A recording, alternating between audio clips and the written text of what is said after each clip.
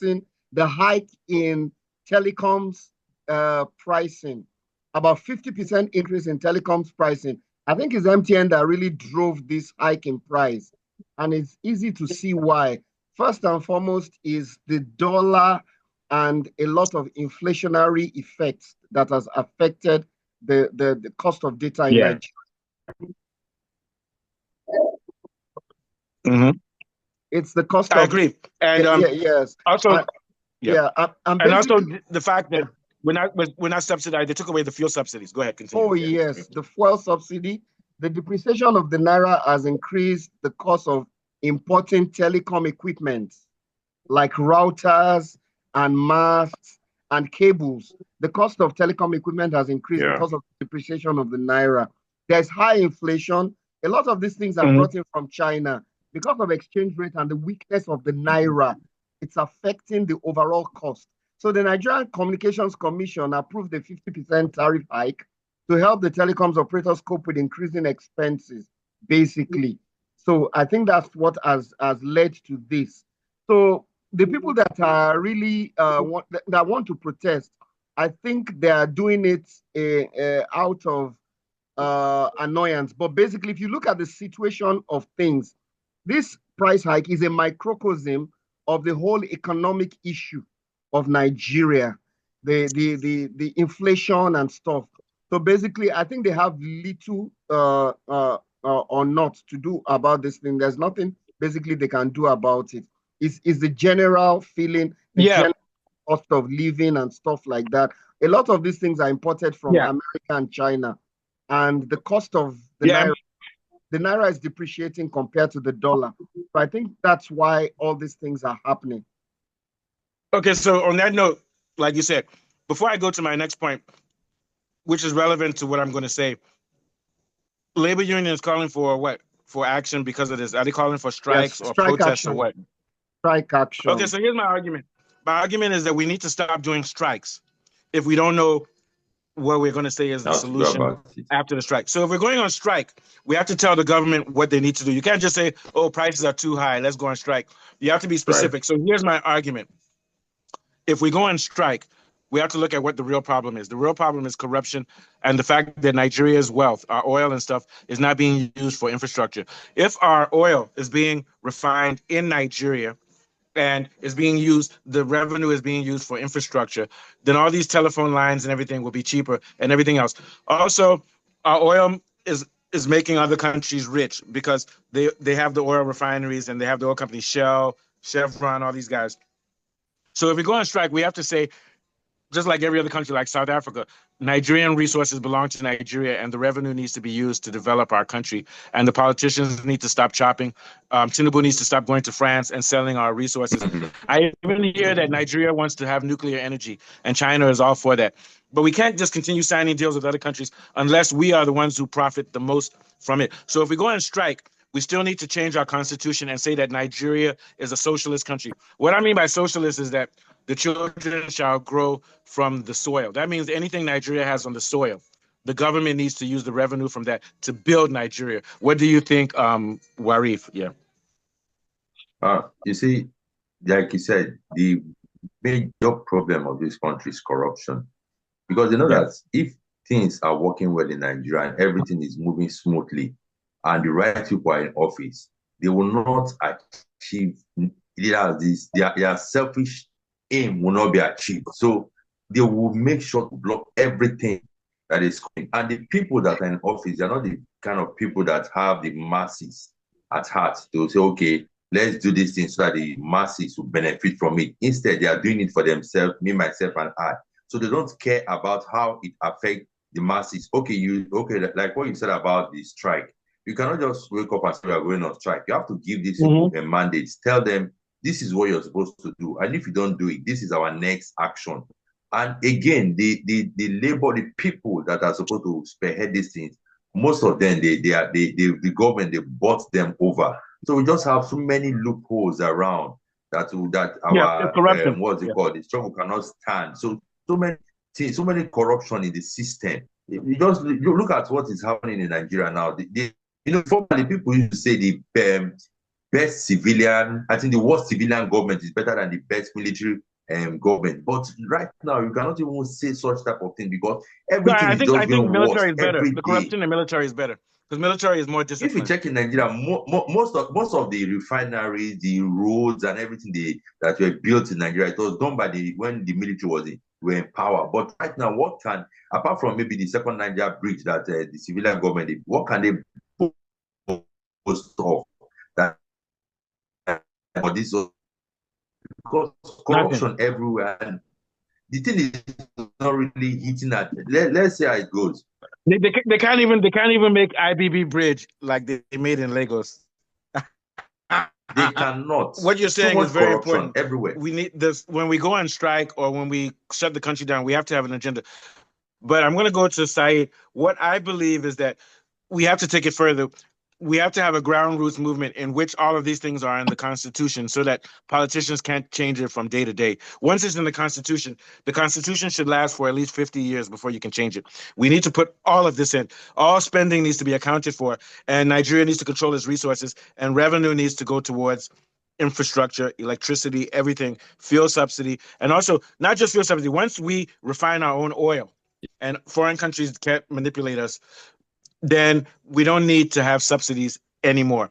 In Russia, in Venezuela, even in Denmark, which has oil in the ocean, the government has seized those things, and they say there's no such thing as Shell, Chevron, and all those companies. It belongs to the government, and then the government can give contracts to individuals to do the refining. But those individuals, they don't own it; they just do it, and they get paid for it, and then the money goes to do things properly. What do you think, Saeed? Yeah. Okay, I quite agree with what almost everything that everyone said. So what, you don't agree with 100%? Leave our show. You have to agree 100%. I'm just kidding. Go ahead. Some days ago, I think like 3 or 4 days ago, on Channels Television, they interviewed this TUC labor union president. He was saying, I couldn't even believe it that I would have to agree with what he said. This thing is not hard. It is just common sense. What he said was, why are you going to, why is the government and this telecoms company want to increase tariff? Why? The reason is, he said he won't even blame this telecoms company because they at some point, they are already anticipating it that this thing will come. Why? Because when you calculate the amount of money they spent on diesel and some things that, money their equipment is much. And how much is diesel now compared to how much is diesel then before this government comes in? So all these things, I'm not going to be part of people that will be blaming the telecoms company. No, I would rather let us face our government. Yeah. What is causing this high tariff on telecom is because the forest exchange that this present government implement. We all know that dollar and naira now, it is nothing to write home about. And the other one too, the policy, the subsidy. So the reason why the telecoms company high on our new bill now. So I am not one of those people who's going to be blaming the company. Like what Mr. Falabi said, he actually analyzed everything the way he's supposed to be, because this thing is the fault of the government. Assuming the dollar we have to be analytical. So I agree with everything you say except for one thing. I'm doing my revenge. I agree with everything. You say it's the government. I say it's the people. We are the people. Just like Fela said, we have to stand up against them, because if you don't stand up against Ole or thief, they'll continue stealing from you. The government is Ole. We are the people. We have to stand up against them, or they'll continue taking advantage of us. What do you say, Saeed? Yeah, in some sort of way, we are already standing. Some years back, all this knowledge and wisdom and talks that we are having now, back in the days, we won't be in it. But now, with some knowledge and understanding of how government policies is affecting our lives, people are now taking interest in all these things. So the amount of information and knowledge people in Nigeria is now having on the kind of policies and bad policies our government is making now, people are now concerned. Unlike before that, before you care, I don't care, I don't care. Now people are kind of like listening now, but it's just because we are not taking action the way we're supposed to. So, and I think it's gonna be gradually. Let me tell you the truth. How old is Nigeria? Nigeria is 50 years old. How old is Nigeria? 50 or 60? 60. I think it's 60. No, here's the thing. We reached the end of the road. I've heard people who talk about drug addiction. When you first do drugs, you lose your money. You say, it's okay, I can still do drugs. Then you lose your wife. It's okay, I can still do drugs. Then you lose your children. Then when you now almost lose your life, you say, I have to change. So what I'm saying is that when Nigeria reaches the end of the road, when people can't feed their children, 65 now. That's when we will become activists, because like Chinua Achebe said, things fall apart, the center cannot hold. By force. By now, we don't have any choice. Because I have family, I have friends in Nigeria. I hear suffering every day. I have friends. Please, can you send me? And they're not bad people, but the country is so bad. But my thing is that, the next thing, if I don't send them the money, the next thing they'll do is that they'll start selling drugs or go to Pakistan to bring heroin to the US. But they don't have any choice. So what I'm saying is that now we've reached the end. Nigeria has reached the end. If we don't change and become nationalists and take hold of our resources, we will die. What do you think, Afolabi? I think it's a generation of... Hold on, Afolabi. No, you continue, Saeed. Okay. Go ahead. Yeah. I think some of the problem we are facing right now, reason why we are not taking action, I will take it back to our generational ways of thinking by the religion and our cultural ways of living, like we respecting elders and our religious leaders. Yeah, we don't question authority. We don't question them. Even till now, you will see an elder that is 100% wrong, and a young dude telling the elder that, sir, you're wrong. Shut up here, I'm talking. Your elder. So the ideology and the mentality is still there. We hardly press on our leaders when we know that they are wrong. It's only few of us now that can say. Yeah, and you're right. So Saeed, here's the example. Like, how are we going to fight? Maybe my dad would tell me. My dad would tell me, Moose, go and vote for Tinubu. Yes, sir. Yes, sir. You're my dad. I have to respect. No, we move on. Why you just said now millions of Nigerians do that in this last election? No, so we can't keep doing that. Also, I'm going to say personally, I'm not talking about my dad. I'm just using metaphors. Yeah, I understand. Our elders, is now time for them to relax. Now we are the leaders, and we respect our elders, but we don't have to listen to their ideology. I love you, Dad, but it's time for me to move on and to help my country, because I have to help my son. One day my son will look to me and he'll say, why did you mess up Nigeria? Why am I suffering? No, I'll tell my dad, you did your job. Thank you. I love you. But now it's time for me to lead the country. Now it's time for you to enjoy Suya. You understand what I'm saying? What are your thoughts? Finish your thoughts, Saeed, then we'll go to Afolabi. Afolabi is like, it's time for me to talk. So as I was saying, I think if we can just find a way to stop this ideology, and we've taken every necessary step in facing our government and taking action, and not being caring about what our religious leaders or our cultural leaders or our so-called elders are talking about. Because even now, if I want to make some steps, and my mom or my dad is aware, they'll be like, don't go, they will kill you. Don't go. Like just like what fella said. Like, I don't want die, and we want change. And these people, our government people, they already know that. So they are capitalizing on this ideology that just shoot in the air, they will run. Yes. No, and I have to say something. I hate to say this, but let's talk about our elders. Ken Saro-Wiwa, Martin Luther King, Malcolm X. These people died, but they won't die in vain. Jesus Christ died, but he didn't die in vain. Maybe we will die.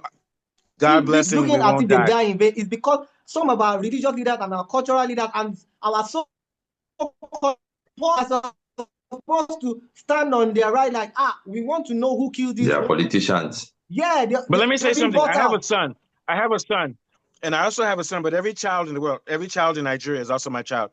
I don't mind risking my life so that moving forward, these kids can do well. And that's what we have to do now. That's all I have to say. What do you think, Afolabi? Yeah. I think Thank you, Said. Very good points. Yeah. I think Nigeria is too much of an import-dependent economy. Most of the raw materials and the equipment used in the telecommunications industry, they're imported from China and America. We have the expertise, we have the brains, we have the engineers to do these things. Some of these network masts and towers are made of steel and iron. We have Ajaokuta steel rolling mill that has become moribund, and the country is not doing anything to resuscitate it. We have fiber optic cable engineers in Nigeria Cable and Wireless that can produce that locally. The only thing that I feel we don't have enough knowledge for now is routers.